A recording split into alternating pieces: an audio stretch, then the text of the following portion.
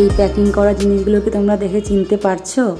হ্যাঁ, প্যাকিংও সেই আছে আর প্যাকিংয়ের মধ্যে জিনিসপত্রগুলোও সেই একই আছে, শুধুমাত্র ঘরটা আজকে বদলে গেছে। আর এইটা আমাদের নতুন অস্থায়ী ঠিকানা।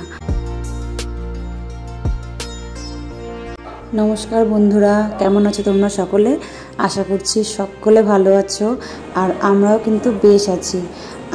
আর তোমাদের ভালোবাসা আর আশীর্বাদ নিয়ে আজকে একটা নতুন ব্লগ শুরু করলাম।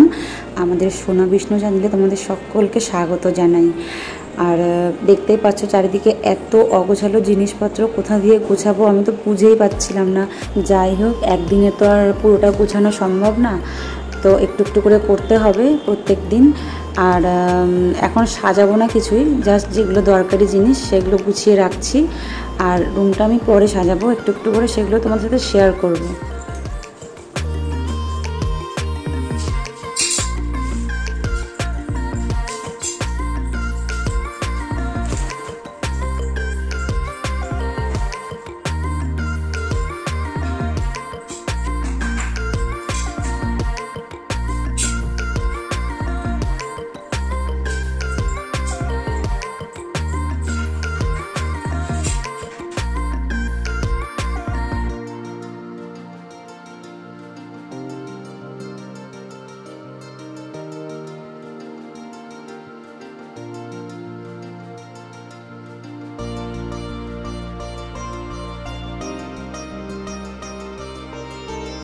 ঘরে বাচ্চা থাকলে কখনো তুমি কাজ করতে করতে বোর ফিল করবে না, আবার তোমার কষ্টও হবে না।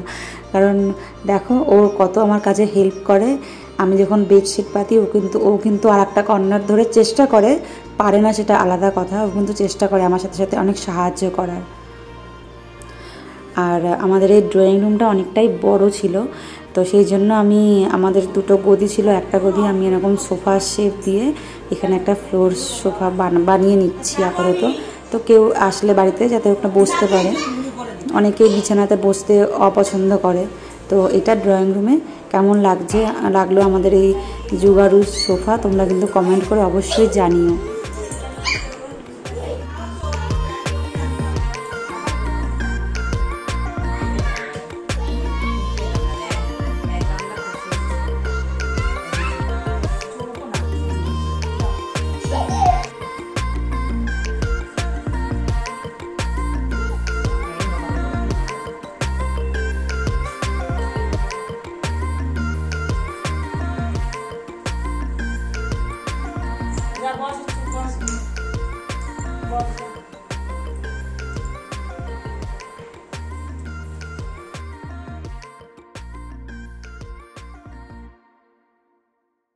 এই জিনিসটা না থাকলে কিন্তু একটা মানুষের জীবন আর একটা বাড়ি পুরোটাই অসম্পূর্ণ।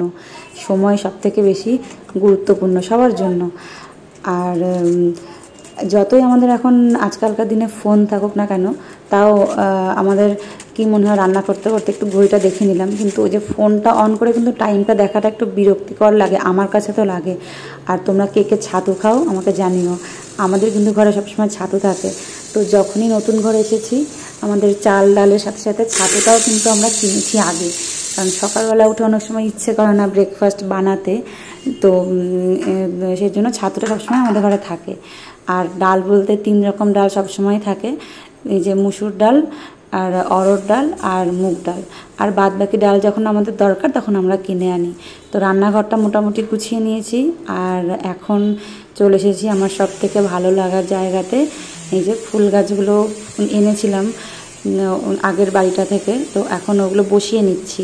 এইগুলো না রেইন লিলির বাল্ব, বৃষ্টির জন্য খুব ভালো হয়, যদিও বৃষ্টির সিজন আর হয়তো বেশি দিন নেই, তাও যেহেতু বাল্বগুলো আছে বলে বসিয়ে দিচ্ছি। আর এইগুলো 9 o'clock-এর কয়েকটা ডাল, এগুলো কিন্তু আমার গিফট পাওয়া।